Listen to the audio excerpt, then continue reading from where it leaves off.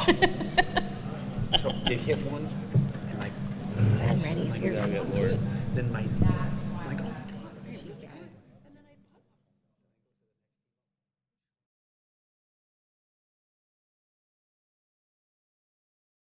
All right, we will call this meeting to order with the Pledge of Allegiance led by Paula. Paula, you're up. Pledge allegiance to the flag of the United States of America and to the republic for which it stands, one nation, under God, indivisible, with liberty and justice for all. All right, we'll start tonight's meeting with some remarks from our superintendent. Good evening, board and members of our Tiger community. I certainly don't want to jinx anything, but I couldn't be more happier with how our school year started. There is positive energy radiating throughout our hallways every day. There are dynamic learning experiences taking place everywhere you look. For our public, make sure you follow our official Facebook site. You know, we've been really investing in getting the word out about what's going on in our district, and we have over 1,400 followers just since the page started at the beginning of this school year. It's updated often. In fact, it's typically updated multiple times each day. It's a great source of information, and it really allows you to stay up to date with our school district. And I'm really looking forward to sharing more information about the great learning experiences that are taking place in our classrooms. Earlier today, we had, maybe you saw it on WNEP, we had a ribbon cutting ceremony for our new fully inclusive playground at the primary center. It was such a great event. The Wyoming County Chamber of Commerce was there. They brought their giant scissors so we could cut a ribbon. Our cheerleaders, the Tiger mascot, and hundreds of the primary center students were on hand to celebrate the new addition to the grounds at the primary center. The inclusive playground was funded partially through a PCCD, a PA state grant. There's lots of, in the playground, there's lots of areas to climb and slide. It's fully accessible, which includes wheelchair accessible, and it has music and sensory areas designed to benefit students with autism. You know, the primary students were so excited to get out to recess today. Full disclosure, our cheerleaders and maybe me have been playing and climbing on it today. It was so much fun. The ribbon cutting was featured on on WNEP's news a little earlier this evening, so if you want to go home and check it out, I'm sure you can find it. As we all know, I couldn't be more happy. Our football team has been playing very well this year. Coach Pat Keating and the student athletes currently have a 3-1 record, and they'll be playing Honesdale tomorrow evening at Honesdale. Our next home game is Friday, September 29th against Lake Lehman. That evening will be Military Appreciation Night and Intermediate Center Night. So if you haven't been to a game yet this season, I would encourage you to do so. And in addition to seeing our talented student athletes, you'll be greatly entertained by our cheerleaders and, of course, entertained by our nationally recognized band. So please come out and support our Tigers. Also, homecoming is quickly approaching.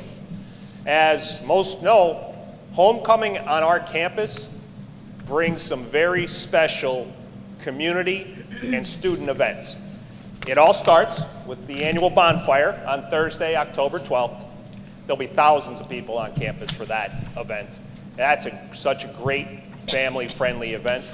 And the next day, Friday, October 13th, Friday the 13th, but that'll be the homecoming parade and then the football game.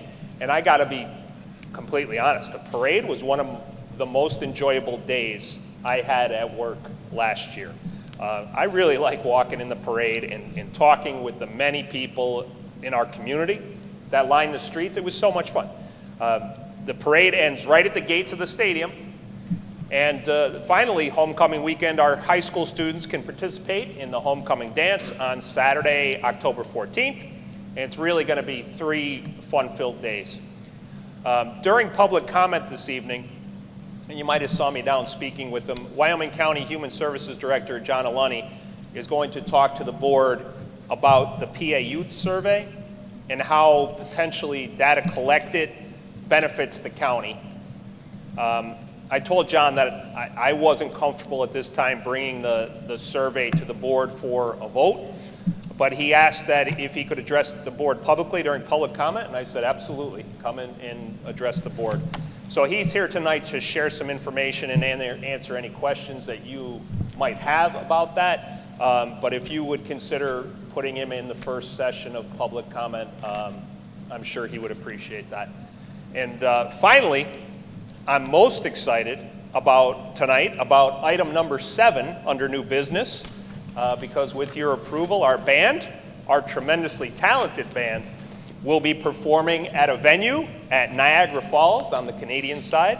And I'm so excited for them, and I would ask that the board strongly consider approving this wonderful opportunity for our students and for their band directors. And thank you so much for always giving me a couple minutes to provide some updates, and I look forward to another positive and productive meeting this evening. Thank you very much. With that, rather than having it as a public comment, I would invite you to, as part of the superintendent's remarks, speak further on what he was talking about. Thank you very much. Good evening, ladies and gentlemen of the board. I thank you for the opportunity to meet with you and speak with you today about the PA Youth Survey that Superintendent Doherty just referenced. The PAYS survey, and I'm going to apologize in advance, in the human service world, we have an acronym for everything. So please feel free to interrupt me if I give you, 3 letters that make no sense to you, and I apologize again in advance. The PAYS survey is a collaborative effort between the Pennsylvania Commission on Crime and Delinquency, the Department of Drug and Alcohol Programming, and the Department of Education in Pennsylvania. And the idea of this survey is to identify some of the strengths and needs of the students of our community. PAYS survey is on every other year basis, and 2023 is a collection year for that information. This is an anonymous survey. There is no identifying information collected as a result of this survey. The survey is distributed to children in 6th, 8th, 10th, and 12th grades. Like I said, there's no identifying information, no names, nothing that could directly result back to an individual student being identified. This is an optional survey. If there's a child whose parent does not want them to participate in the survey, that is an option as well. It can be done via pen and paper, or it could be done electronically on a computer app that the students could be provided in the school. The reason this survey is so important, and the reason I'm here tonight, is because it helps us get money for certain services that our children may need. So without this PAYS survey data, I could apply for several grants through PCCD. I could apply through several grants through the Department of Drug and Alcohol Programming. I could work with the school to get different grants through the Department of Education. But when it comes to the actual need, I can't quantify that need. I can't put an amount on that need. It is not hyperbole to tell you all here that fentanyl is in our county, it's in our community, and it is literally in everything. Children are purchasing vape products that they can't buy in a store because they're not age appropriate that contain fentanyl. We've seen that here in this county, a young child that overdosed on vape that they bought online that contained fentanyl. They could buy pills, they could buy a number of things. What this survey does is identifies some of their thoughts and opinions on the substances of abuse that we see in the community here. So I know vaping is a big thing, I know tobacco use is a big thing, marijuana use is a big thing. With the legalization of the medical use of marijuana, we've seen black markets spring up like never before. So those things are real, those things are accessible, and I can tell you for the past 14 years that our drug and alcohol program from the county has done their prevention needs assessment. Alcohol misuse disorder has been the #1 priority for 14 straight years. And I can tell you that #2 isn't even close to the needs we see with young children specifically in alcohol misuse. So again, I'm happy to answer any questions that you may have. I have some cards here that are available as well. And if there's any further information, I'd be, again, more than happy to speak with you individually, meet with you as a group, or respond to any email questions that you may have. Is there a specific window this has to be done in? Yes, the survey opened on September 4th, and it closes on December 22nd. Ideally, we would like to get it done more quickly than December 22nd. All the survey will be collected, aggregated, and then 2 entities will receive that. Our drug and alcohol program, the administrator, Ryan Hogan, and his deputy administrator, Mike Gagliardi, will see that data because they will enter that into the prevention needs assessment in 2024, and the school district will also receive a copy of that blinded data. Is anyone opposed on the board to having this as a discussion and voting item on our October meeting agenda? Doesn't mean you're approving it, it just means that it would be on the table to be voted. Okay, then I would ask that we have the full survey available to review Yes. for that meeting. I'll try to gather that. I'll gather what I can, and I'll get the information out. And then I'll put it on the agenda for next board meeting. I'd like to get the full survey posted to the website probably like a week before the meeting so that people who might see this tonight know if they're interested in seeing it, to be able to speak intelligently about it at the next meeting, that they have it more than 24 hours to do that. But I think then we can Thank you very look much. at it with good eyes and I appreciate that. I will leave my cards up front in case you'd like any additional information. Thank you. Thank you.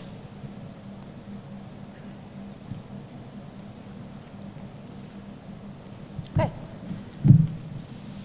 With that, we did not have any executive sessions since our last meeting, so we have none of those to report. We're going to start this with our first public comment on agenda items only. We'll have 2 public comment periods during tonight's meeting, one on public comment on agenda items at the beginning and public comment on any other items at the end of the meeting. There's a 4-minute limit per person per public comment period. When it's your turn to speak, please come to the microphone, state your name, municipality, and which agenda items you're speaking about. All speakers must be residents, taxpayers, students, or staff of the TASD. To object to board action under Title 65, Part 2, Chapter 7, also known as the Sunshine Act, please go to the mic, state your name, as well as the section and subsection of Chapter 7 you believe is being violated. The presiding officer and/or district solicitor will make a determination on the stated objection. That determination is final for our purposes here tonight. With that, is there any public comment on agenda items? Seeing none, we move along. Item 5, enrollments are there for your review on pages 6 to 9. Item 6, the approval of minutes. Second. That was you first? All right, Andrew. We have a motion and a second. Any discussion? Roll call, please. Mrs. Bennett? Yes. Mrs. Eckerd? Yes. Mr. Franco? Yes. Mrs. Goebel? Yes. Dr. Perbola? Yes. Mr. Widener? Yes. Mrs. Arnold? Yes. All right, item 7, business and finance. Do we have a motion for items 1 through 6? Motion to approve 1 through 6. Second. We have a motion and a second. Any discussion? Roll call, please. Mrs. Eckerd? Yes. Mr. Franco? Yes. Mrs. Goebel? Yes. Dr. Perbola? Yes. Mr. Widener? No. Mrs. Bennett? Abstain. Mrs. Arnold? Yes. Item 8, the superintendent's report. I'd like to recommend a resolution be adopted approving the personnel report as presented. Motion to approve. Second. Any discussion? Roll call, please. Mr. Franco? Yes. Mrs. Goebel? Yes. Dr. Perbola? Yes. Mr. Widener? No. Mrs. Bennett? No. Mrs. Eckerd? Yes. Mrs. Arnold? Yes. I'd like to recommend a resolution be adopted approving the conference attendance as follows. Before you take action, I would just like to point out that item C and items F, G, and H are grant funded, and item E is funded through Title I. The first one, item A, is from our direct budget. Item B is coming from the guidance department budget, and item D is from the primary center budget. Motion to approve. Second. We have a motion and a second. Any discussion? Roll call, please. Mrs. Goebel? Yes. Dr. Perbola? Yes. Mr. Widener? No. Mrs. Bennett? Yes. Mrs. Eckerd? Yes. Mr. Franco? Yes. Mrs. Arnold? Yes. All right, committee reports. I know we had at least 2 committee meetings. Yes, we had a cafeteria committee meeting to discuss putting out the RFP for cafeteria services. That won't be able to go out until November 15th. And just because we put it out doesn't mean we are voting to accept anything. This is just exploring what's out there. Excellent. Buildings and Grounds was to discuss the consulting services by the law firm and do an analysis of a bunch of options on which way we want to go. Excellent. Do we have any other committees that need to schedule a meeting between now and our next public board meeting? No, but I have a question about the solar.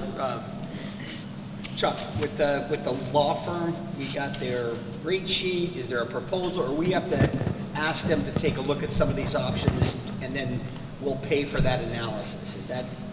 Correct. I do have the rates, though. It's Because I know I came in at the tail end of the committee meeting. We're going to give them direction Correct. of which options we want them to look, and then do an analysis. correct. I'll give them whatever options I'm directed to by the board. I'll give them 1 or 2, whatever it is. They'll do a comparative cost analysis with our 12 months of Penelec data and our data interval from Penelec.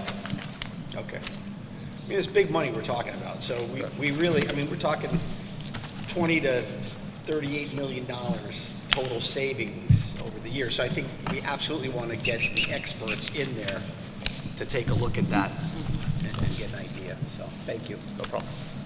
Sounds good. Anything else on committees? Okay, moving along. Unfinished business. Item number 1, discussion on updates to facilities usage rates for the approved local community youth organizations. Board, if you recall, we had talked about modifying our facilities usage fees to be more supportive of some of our community youth-oriented programs. And I took the feedback from last board meeting, specifically in regards to Category 1. If you recall, we used to have Category 1 where student-based groups and adult-based groups were treated exactly the same. And the suggestion was made that with the adult-based groups, such as a booster club, perhaps they're holding a fundraiser, and then at that point, they should be charged accordingly. What we would not be charging them for is if a booster club has a meeting and they're in the library having the meeting, we wanted that to be available for them, in the evening if maintenance is here. But if they wanted to have a fundraising event on the property, then the fees would apply. And so I split those into 2 groups, 1A and 1B, and I updated the usage fees accordingly. Paul, my question with the Tiger Fund, which has been in existence for the last 5 years, we are officially a nonprofit, but all the money we raise goes to the Yes. district. Technically, that would be a group 4, but it is a recognized organization by the school board. So I'm just looking at this official purposes. Maybe we fall into like the 1B, even though we're officially a nonprofit. We could specifically list that. Just so there's no, anything that happens, all we ever meet is in the library. Yes, that's an excellent point, because I realize the Tiger Fund is its separate nonprofit entity. Right. But I look at the Tiger Fund as like an extension of the school district.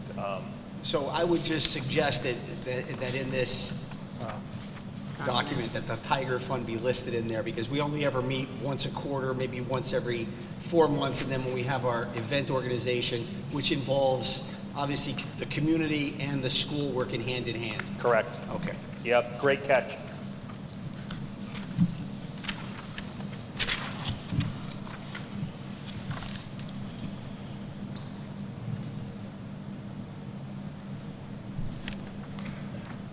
I'll make that modification, and then I'll bring it forward in October, as long as everyone's okay with that.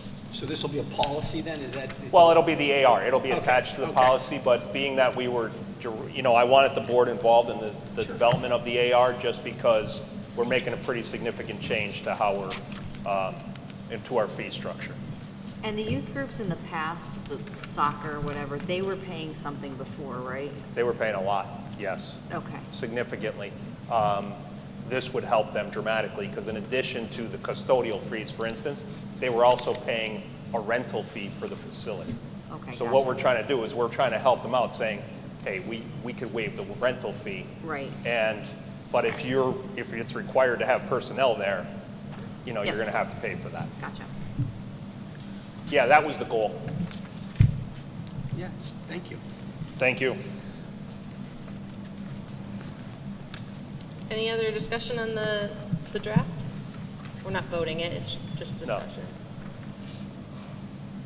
Okay, item 2, motion to enter into an agreement with McNeese, Wallace, and Nurick LLC to provide solar project consulting services, a comparative cost analysis, and to work with their energy procurement specialist. Motion approved. Second. We have a motion and a second. Any discussion? Just who is it Buildings and Ground Committee going to decide which two options to, if we, We'll collaborate. okay. Do we have any idea what this will run? We Can't hear you, Bill. I said, do we have any idea what this will run? A rough idea? Financially? So much per hour or so many Yeah, hours?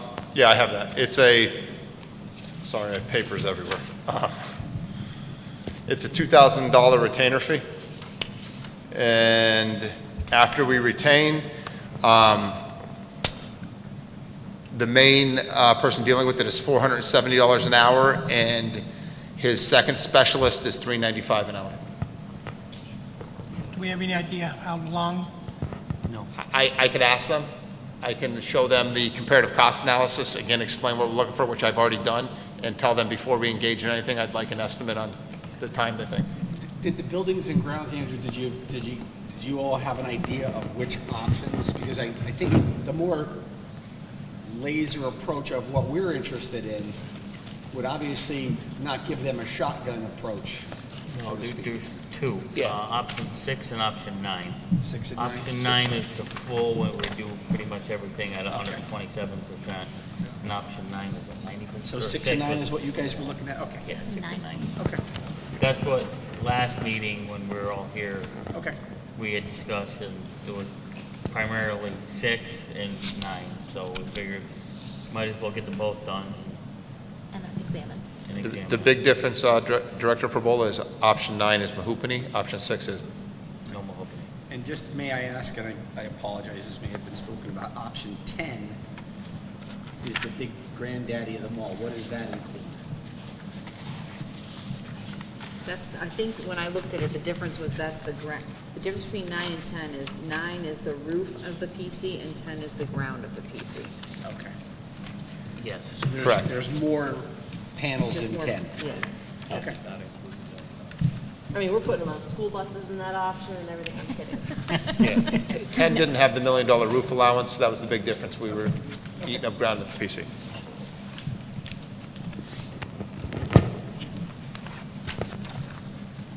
Got a motion and vote? Got a motion, we have a second, we had some discussion. Any other discussion?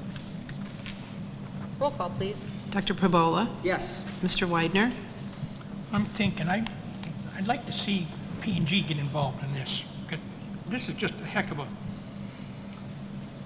cost of money and for whatever.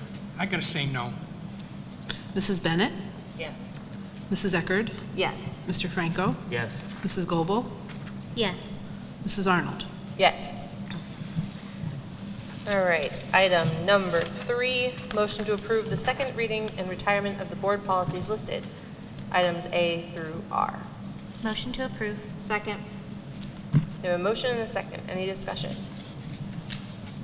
Roll call, please. Mr. Widener? Yes.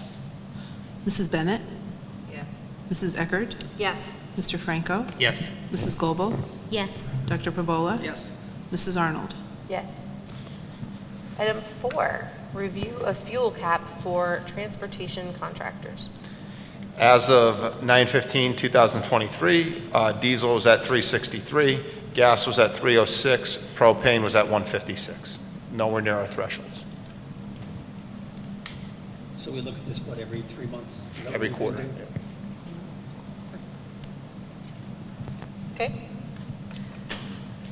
All right, new business. Update on right-to-know requests.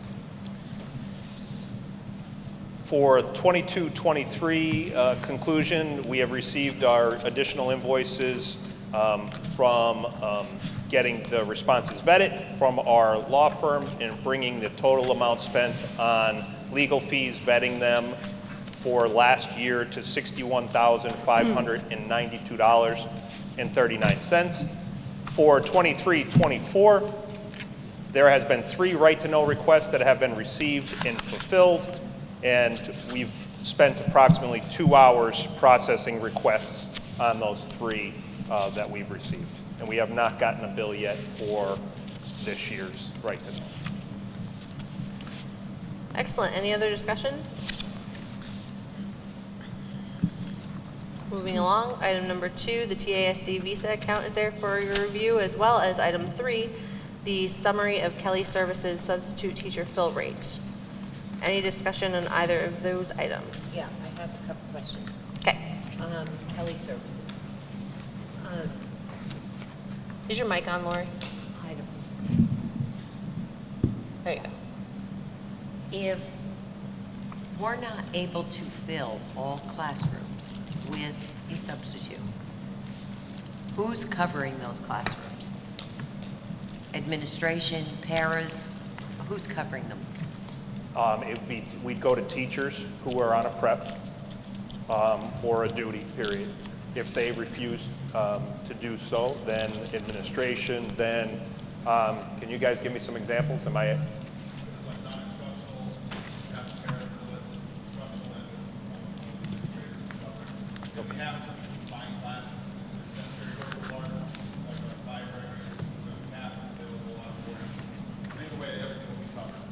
How often are we, you might want to step up to the, but, or just get like classroom loud, but.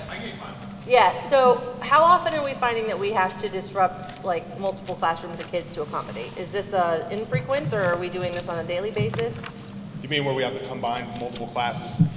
That's not very frequent. We have enough time, or I'm sorry, we have enough classes available where it's just one person per like that one class. We don't have to do like combos at this point. Is that the same at PC and at IC?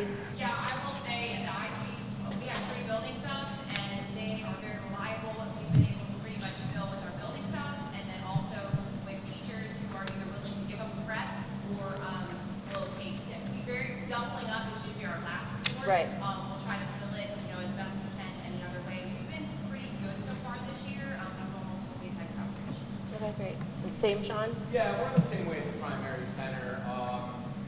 Tammy comes in pretty early. She puts together the schedule. She utilizes our specials teachers first, which they have administrative duty responsibility. She's able to build out one full person. We only have 1 building sub as of right now, and we're utilizing her. That's obligated out of that, utilizing her as much as we possibly can.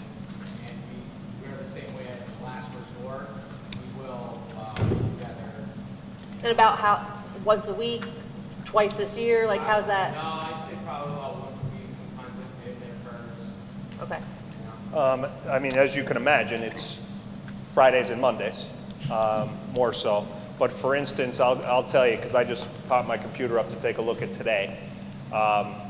Today we had district-wide, and not just teachers, but district-wide we had 31 people out today, either full or half day. 3 of which were teachers. 1 was a reading specialist who, if they're not in school, we could, there is no coverage needed at that point. The other one, we had a learning support teacher at the intermediate center that was out, and I'm assuming that that she, covered that somehow. And then there was a half, a teacher, an English teacher at the high school was out half in the afternoon, was here in the morning and here in the afternoon. That's what was uncovered today. Okay, I would like to ask that if they're not a certified teacher, to start keeping track. If they're not a certified teacher in this school district or substitute, for instance, if we have to use a para or someone else to cover that classroom, start keeping track, because it may help us for next year to see if we need to hire long-term subs or something. Okay. So I would like to see some data on how much we're utilizing our paras in classrooms where there are no teachers. Okay. I think that's a great ask, by the way. That's a great ask. PC doesn't happen. Intermediate center does not happen. And high school happens if it's non-instructional? If it was a study hall, maybe, but that's the last resort. Okay. If that occurs, I need that tracked. And it needs to be reported up through Mrs. Egan, please. Thank you. So the numbers we see on this Kelly thing isn't all teachers then? It could be anything? It could be other? Correct. Correct. No, Kelly Services only provides The fill for teachers. Kelly, the number for when you look at the little chart, that's why I was looking up on my phone. When I look at Yes. the little chart, the number there is the number of teachers that we're missing. Correct. That's correct. I'm looking at our, in front. Yeah. I could see everyone that's out. Gotcha.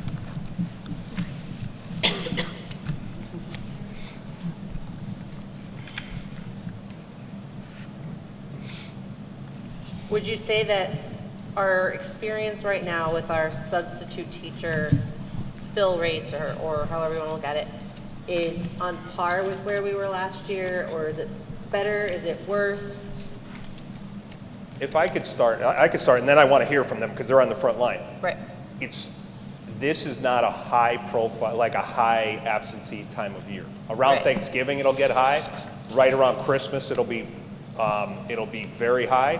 And then once the weather breaks in the spring, like post PSSAs, Mondays and Fridays get very challenging. And please add whatever you'd like. Yeah, we were also just talking that what's also verified on that sheet is administrative absences are also part of that as well. We don't get filled if we're out. Right. So. Correct. So that's added to the percentage as well. Okay. Yeah, I will say right now at the IC, it's pretty decent, other than sick days and doctor's appointments and things like that, is what I'm seeing mostly taking off. And Mr. Doherty's correct, it's gonna get worse in holidays, it'll get worse in May, that's just the typical flow. But right now, they're showing up, we're feeling pretty good right now, so. Okay. Any other discussion on any of those items? Okay, item number 4, motion to approve Conrad Siegel actuaries for the 2023 ACA employer reporting. Motion to approve. Second. We have a motion and a second. Any discussion? Roll call, please. Mrs. Bennett? No. Mrs. Eckert? Yes. Mr. Franco? Yes. Mrs. Goebel? Yes. Dr. Pavola? Yes. Mr. Widener? Yes. Mrs. Arnold? Yes. Number 5, motion to approve service agreements for the 23-24 school year is listed A with the Luzerne Intermediate Unit for partial hospitalization therapeutic services, and B with Graham Academy, the specialized education services provider. Motion to approve? Second. We have a motion and a second. I think it's worth mentioning that I heard it discussed regarding another school district, that item A is not saying that Tunkhannock is opening their own partial hospitalization program. This is because we aren't a hospitalization program. It allows us, for the children who need those services as part of whatever, plans they have in place, it gives us a place for them to get their education because they can't get it here with us. Correct. So, just want to clear that up. I actually just wanted to ask that, not on that one, but the Graham Academy is used for what again? Like Same which? thing, basically. I mean, it might not be partial hospitalization, but Yeah. it's Oh, I just wonder services which. we don't provide in-house. Oh, I just want, yeah, okay. Oh,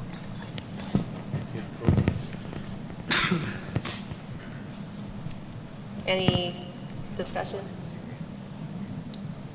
Okay, roll call, please. Mrs. Bennett? Yes. Mrs. Eckerd? Yes. Mr. Franco? Yes. Mrs. Goebel? Yes. Dr. Perbola? Yes. Mr. Weidner? Yes. Mrs. Arnold? Yes. Item 6, motion to approve an agreement between TASD and Commonwealth University of Pennsylvania for the establishment of field study, internship, practicum, or student teaching. Motion to approve. Second.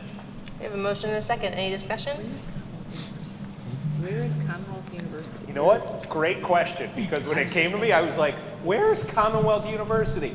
3 of the state schools Oh, that's combined. right. Is it Kutztown, Ship, and Bloom or something like No, that? it's Mansfield. Mansfield? Bingo. All right, you know, the other Yes, 3. they combined.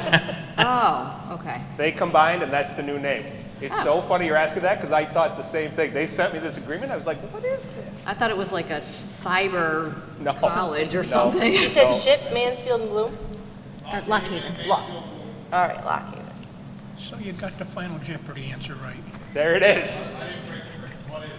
Right. When students say, I'm going to Bloomsburg, no, you're not. You're going to Commonwealth University of Pennsylvania. They're still going to call it Yes, Bloomsburg. they are.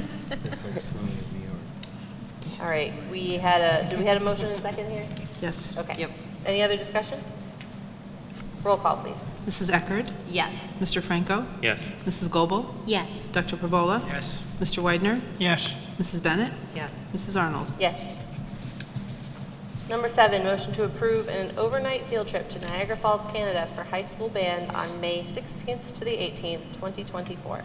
Motion to approve. Second. We have a motion and a second. Any other discussion? Are we going to get passports on time?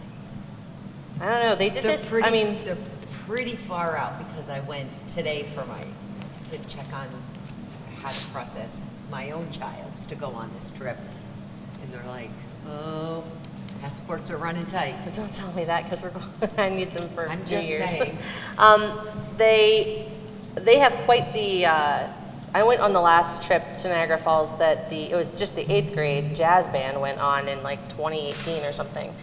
And the music department runs a pretty tight ship on how all this stuff gets organized and put together. So they'll where there's a will, there's There's a way. there's a way. Yes. We have a motion and a second. Any other discussion? Roll call, please. Mr. Franco? Yes. Mrs. Goebel? Yes. Dr. Perbola? Yes. Mr. Weidner? Absolutely. Mrs. Bennett? Absolutely. Mrs. Eckerd? Yes. Mrs. Arnold? Yes. Number 8, motion to approve an application for payment as listed. A is payment forward to TJ Cannon for $121,894.06 for the high school fire alarms, and B is D&M Construction payment number 1 for $125,702.75 for pool renovations. Motion to approve. Second. We have a motion and a second. Any discussion? What was the what pool renovations is it for? I'm going to let Leak John under the speak to diving that. board, correct? The outside one? So the Oh, outside gotcha. wall repair. This is like, it's the 4 payments is for the whole wall or? There'll be 2, so there's one remaining payment of $38,000. Oh, okay. That was the one before that. Oh, I'm sorry, the one before that had 4. I was like, The drain wow, will be that was a separate. really expensive wall. The drain is a separate item, John? Yeah, exactly. Dug it up. Okay. So there was, the wall repair was $125,700 and some, and then there was another problem found in the process of that, which will be the bill for $38,000.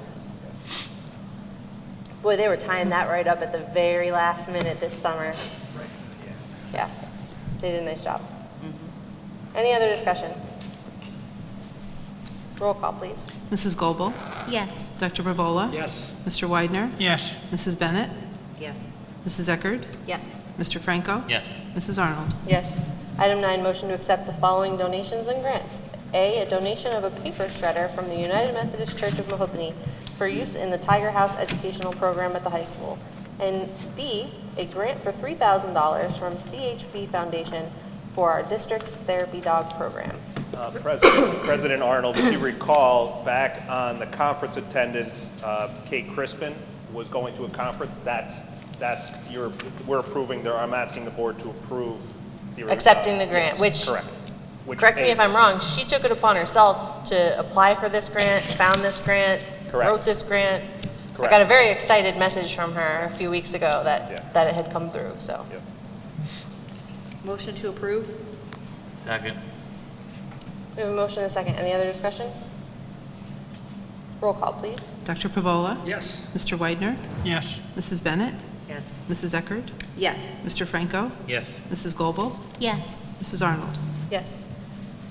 All right, for our last item, the recommendation of candidates, if you turn to page 105, all of them are running unopposed. So several I have met in person, I have no concerns about any. So I would be looking for a motion to vote on, do we have our own paper ballots? No, this is a voice vote? Okay. That we vote to approve all of the candidates listed. Motion to approve. Second? Any discussion? Roll call, please. Mr. Weidner? Yes. Mrs. Bennett? Yes. Mrs. Eckert? Yes. Mr. Franco? Yes. Mrs. Goebel? Yes. Dr. Pavola? Yes. Mrs. Arnold? Yes. Okay, with that, we will move to our second public comment period. Do we have any other individuals who would like to speak? I do before we adjourn when she's Okay. finished. Hi, Teresa Pasolka. I'm in Lemon Township, and I have a freshman and sophomore in the high school. There's just two things that my kids have kind of brought to my attention this year. So one is I know the time between classes was reduced from 4 minutes to 3 minutes, which 4 minutes seemed a little tight, but 3 minutes, I understand there was a reasoning for it to get some 2 days for teacher instruction in there, which benefits the teachers, but the kids, it's putting a lot on them, especially if they're from the freshman hallway to the red tile or back if they have to go to their locker.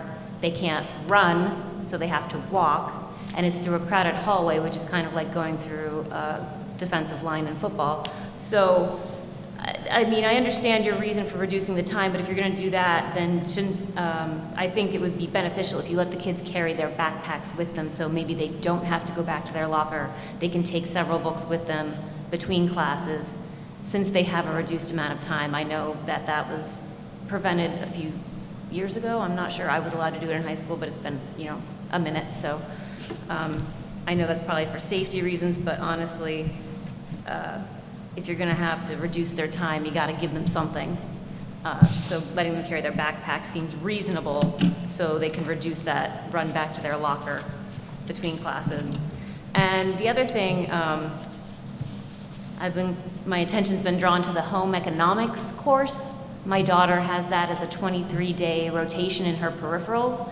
Now, again, it's been a minute since I took home economics, and it was kind of more involved in sewing, nutrition, things like that. What concerns me about this class is the instructor, and I assume there's only one home economics class, so we all know who the instructor is, doesn't do any actual instruction.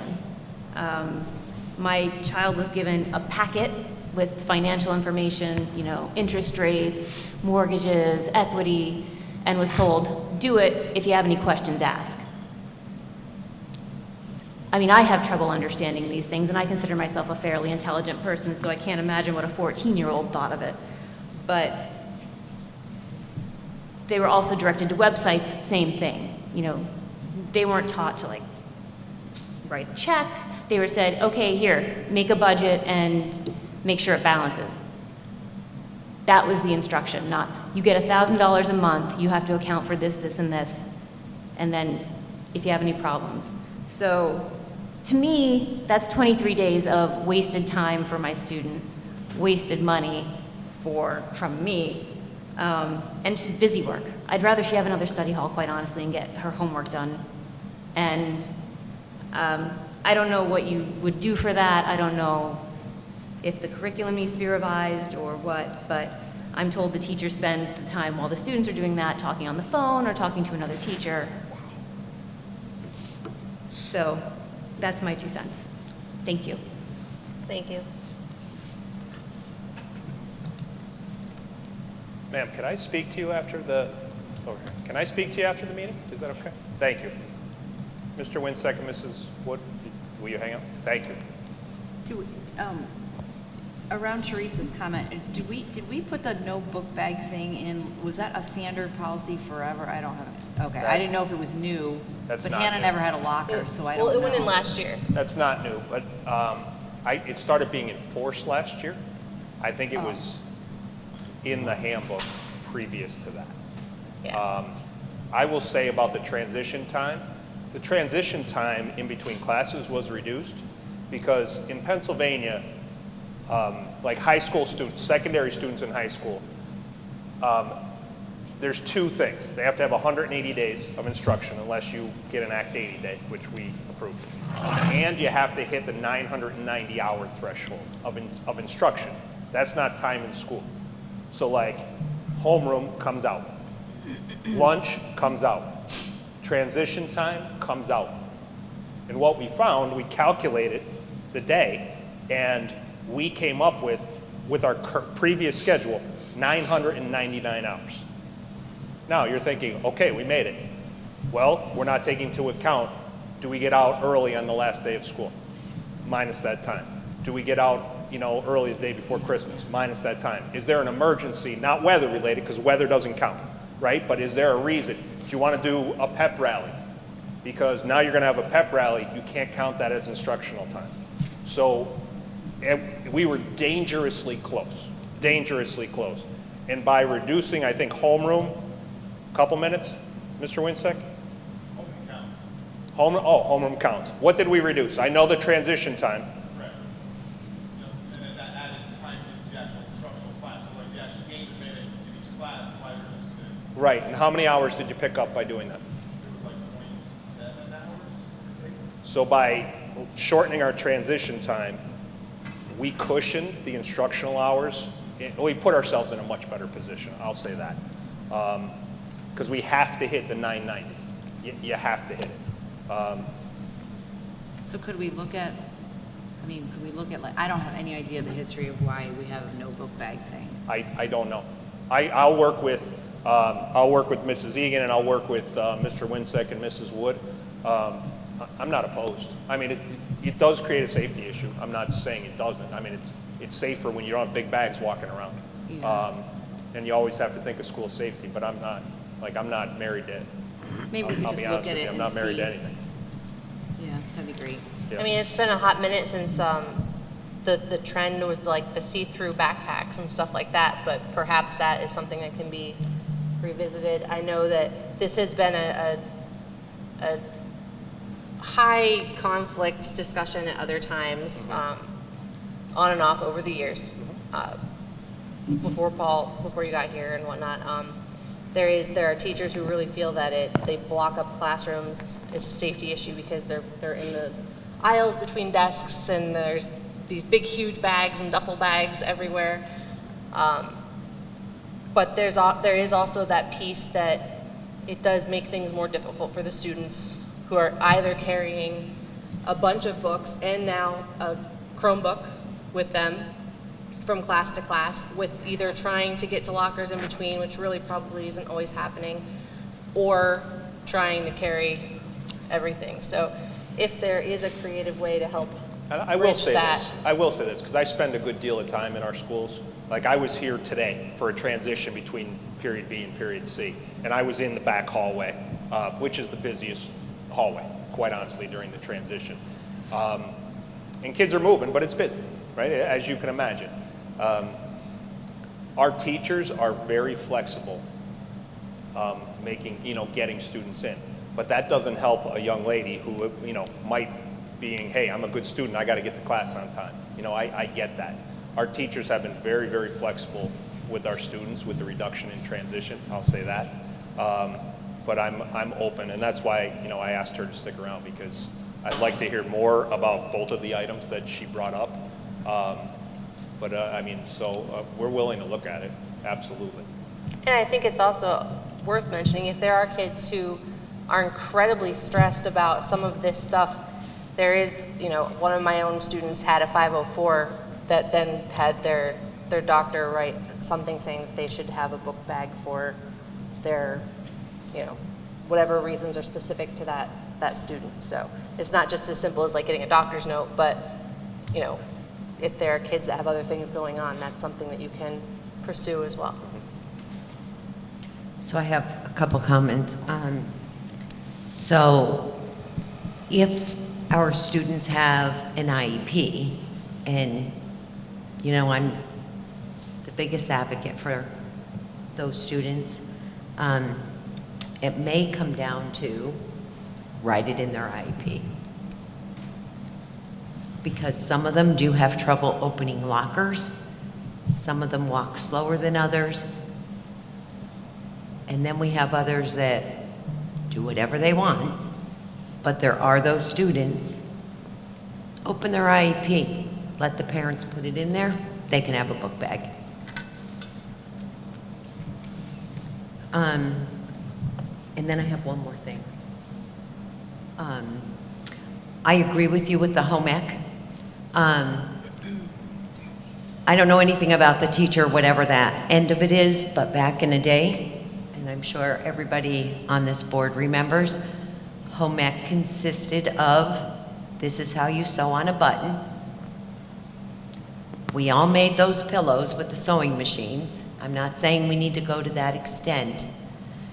However, this is an everyday part of life that our students utilize as they age and get older, have families of their own. Maybe some of those everyday living skills need to be brought back to the district. It may be something to look into. And off of that, I have a comment about the produce market. Last week was a very late night for the volunteers working the produce market. I encourage anybody, athletic, our athletes, our coaches, a community, whether it be help from a church or just any organization, to volunteer their time to help load bags in cars and to help it be a little bit smoother of a process for our volunteers. I actually had that on my list too to talk about tonight. I was almost going to call you guys up, but then I didn't want to put you on the spot like that. But there were so many families, correct me if I'm wrong about any of this, there were so many families that are coming through now to get this that, A, the line is very long because we were distributing from one point on district property. So if we had enough...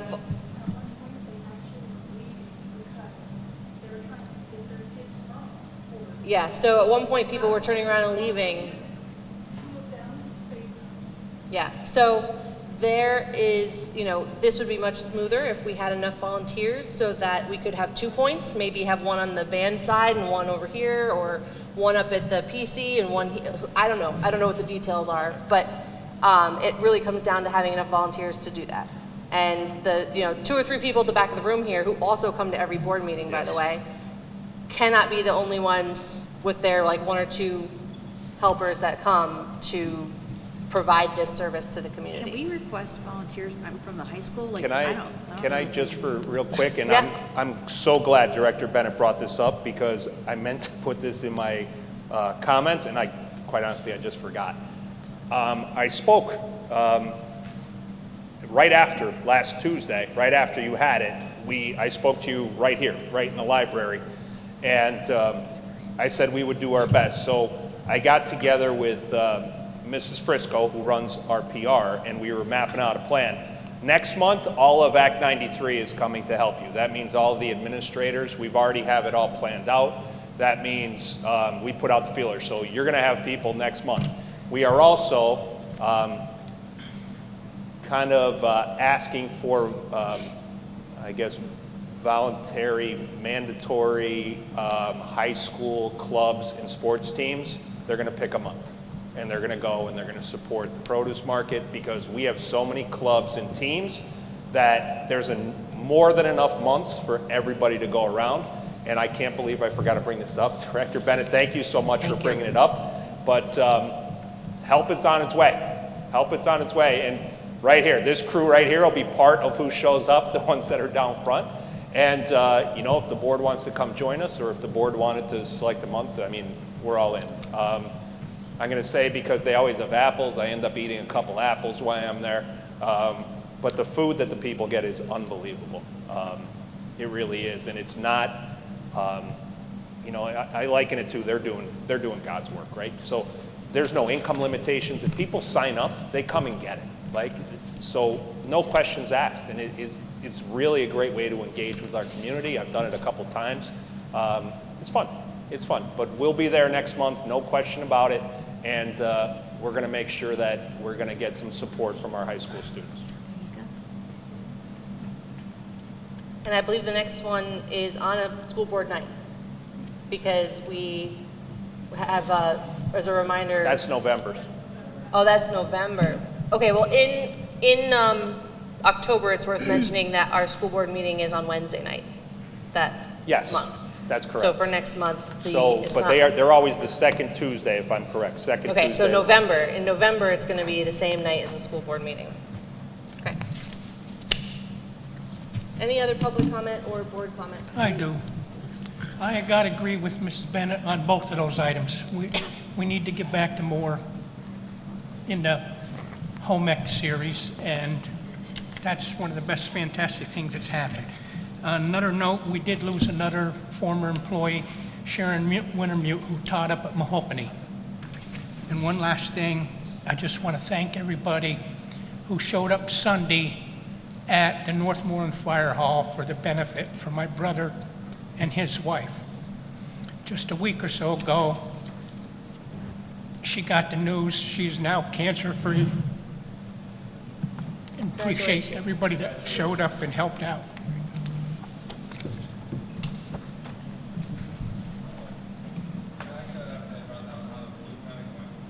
Flu clinic, how'd that go? The vaccine clinic? Yeah. Immunization clinic, 57 people attended, and it was truly a mix. We had students from our district, there were students from Elk Lake, there were students from Trail I saw. There was also, we had some local senior citizens that came for their flu shot. It was actually pretty well attended throughout the 2 hours. I got my flu shot. I just wanted to ask Mr. Winczek, how is the dress code at this high school being followed this year? I feel for the most part, every student has all the expectations, especially the hats and hoods. We have a couple that just want a little bit, or as far as the dress code. I really haven't heard anything from teachers. Okay, good. Any other? I have one more thing. Talking about the dress code, I'm glad you brought it up, Paula. I would like everybody to please take a look. I, once in a while, drop my kids off to school, and I see some kids with the tight leather bands with the spikes around their neck. I don't care what they wear or what they do.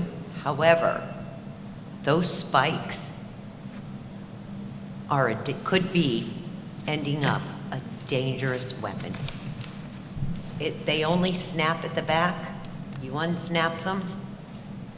I think it's something to look into.